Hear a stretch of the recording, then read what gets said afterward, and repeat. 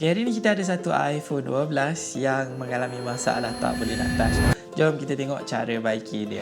Jadi seperti yang kita tengok dekat sini, motherboard ni datang memang dah tak ada connector ni dan ada cubaan untuk replace sebelum.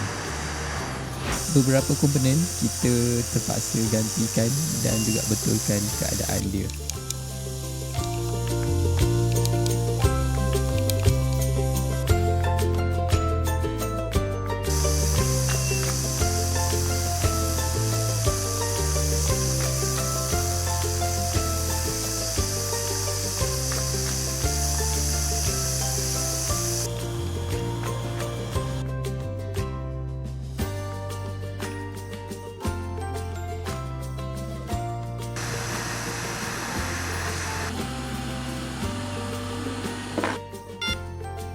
Selepas kita replace touch connector dia, kita kena test dahulu fungsi touch dia.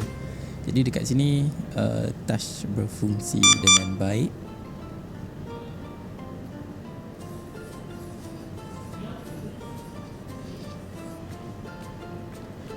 Sekiranya korang mengalami masalah yang sama, jangan lupa komen di bawah. Terima kasih guys.